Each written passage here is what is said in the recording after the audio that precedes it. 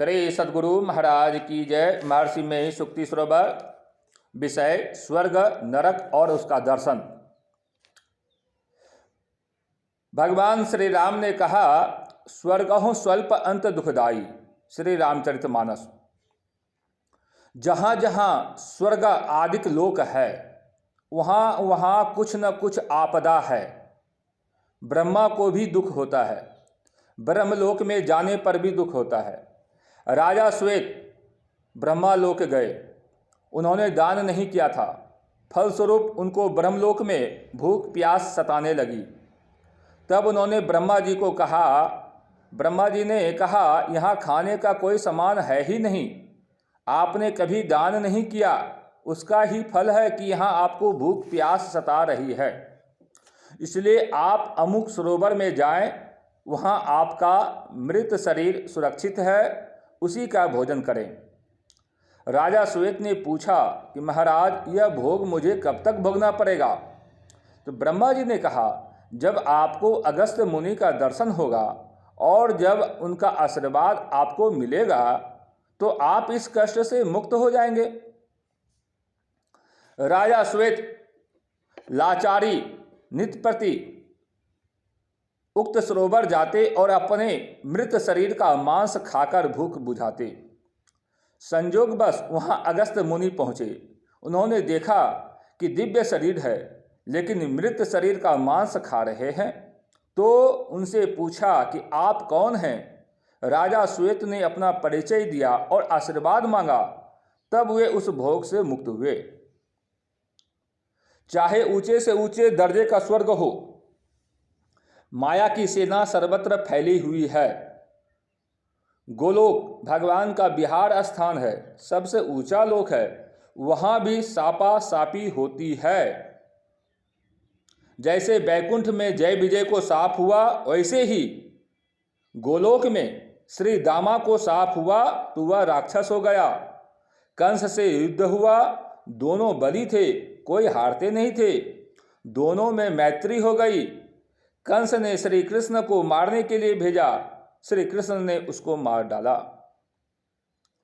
सुख के स्थान में बताया गया है पितृलोक, स्वर्गलोक और उसमें भी ऊंचे ऊंचे लोक, लेकिन यह स्वर्ग जो है उससे भी फिर कर आना पड़ता है और कर्मवश जहां जन्म लेना चाहिए जन्म लेता है। सब लोगों के घर में कोई न कोई शरीर छोड़ते हैं, ऐसा कोई घर नहीं जिस घर में किसी ने शरीर न छोड़ा हो। जो जाता है वह जानता नहीं है कि कहाँ जाना होगा, किंतु जाना होता है। सुख दुख मिला हुआ भी स्थान है और कहीं दुख ही दुख का भी स्थान है। यही स्वर्ग बैकुंठ आदि स्थान है। वहाँ का भोग समाप्त होने से या किसी कारण के उपस्थित हो जाने से बहुत शीघ्र ही इस मृत्यु लोक के किसी स्थान पर जन्म हो जाएगा। राजा ययाति बड़े प्रभावशाली और पुण्यात्मा थे। किसी कारण इंद्र लुके छुपे हुए थे। इंद्रासन खाली था तो विचार हुआ कि मृत्यु लोक में ऐसा कोई है जिसे इस आसन पर बैठाया जाए। तो इंद्र जैसा ठीक ठीक प्रबंध कर सके ययाति को ही चुना गया। तो राजा ययाति गए और उस आसन पर विराजे। यदि ययाति ठीक तरह से रह सकते तो जब तक इंद्र नहीं आते तब तक वहाँ रहते, किंतु ययाति को घमंड हो गया। वहाँ लोगों को वे अपमानित करते थे।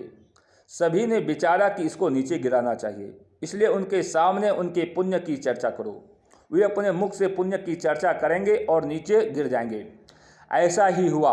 घमंड में आकर अपने पुण्य का वर्णन करने लग गए और वहाँ से नीचे गिरा दिए गए। सूरपुर ते जनु खसेऊ ययाति, उनके गिरते समय मुंह से बहुत लार निकली। वही कर्मनाशा नदी है। उनके कुल का कोई तपस्या कर रहा था, उसने समझा कि मेरे कुल के श्रेष्ठ आदमी नीचे गिर रहे हैं, इसलिए उसने कहा कि ठहर जाइए, तो वे वहीं ठहर गए। जय विजय ने भगवान विष्णु के पार्षद रहते हुए सनक सनंदन आदि को द्वार पर रोक दिया, जिस कारण वे क्रोधित हुए और शाप दिया कि मृत्यु लोक में राक्षस होकर जन्म लो। वे बहुत डरे और विनती की। तब उन सनक सनंदन आदि ऋषियों ने कहा, भगवान से प्रार्थना करना, वे तुम्हारा उद्धार करेंगे। भगवान के पास वे बहुत गिड़गिड़ाए। भगवान ने कहा कि मैं तुम्हारे लिए अवतार लूँगा और अपने हथियार से उद्धार करूँगा, चाहे बड़ी अवधि ही क्यों न हो, किंतु उसके समाप्त होने पर फिर यहाँ जन्म लेना पड़ेगा। गोलोक में राधा जी ने श्री कृष्ण जी के सखा श्री दामा को शाप दिया।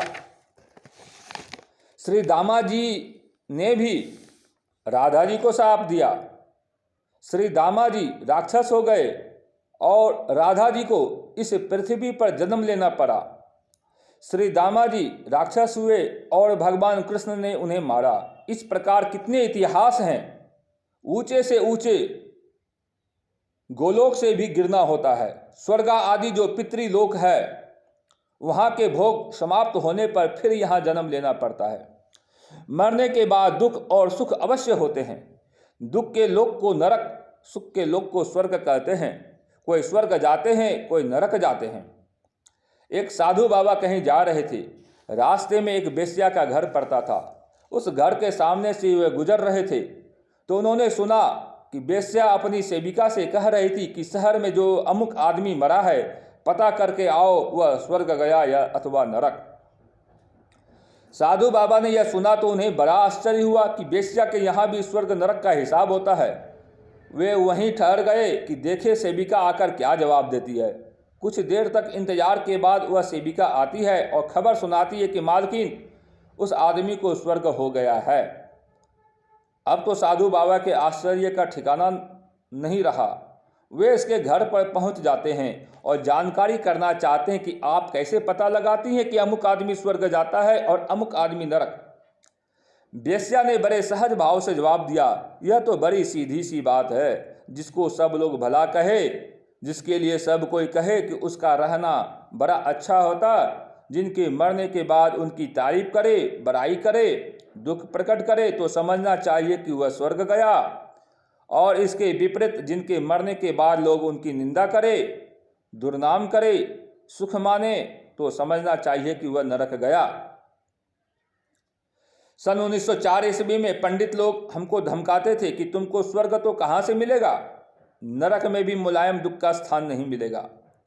तुम्हारे ऊपर ऋषि ऋण, पितृ ऋण और देव ऋण है।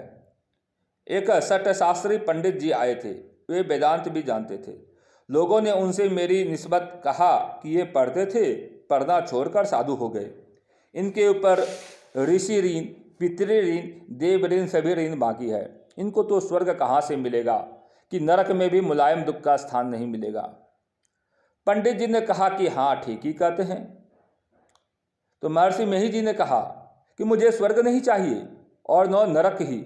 मेरे पिताजी ने कहा कि पंडित जी, मेरे पुत्र की बात को भी आप ठीक कहते हैं और उन पंडितों की बात को भी आप ठीक कहते हैं। यथार्थ में बात क्या है? उक्त सठ शास्त्री पंडित जी ने कहा, स्मृति के अनुसार पंडित लोग ठीक कहते हैं और आपके पुत्र वेदांत पढ़े तो नहीं है, लेकिन वेदांत की युक्ति कहते हैं। यह बात भी ठीक है। मैंने कहा, एक ही साधन सब रिद्धि सिद्धि साधी रे। पुराणों के पढ़ने से स्वर्ग और नरक का ज्ञान होता है। जीव अपने कर्मानुसार दोनों को भोग भोगता है। स्वर्ग का भोग सद्गति नहीं है।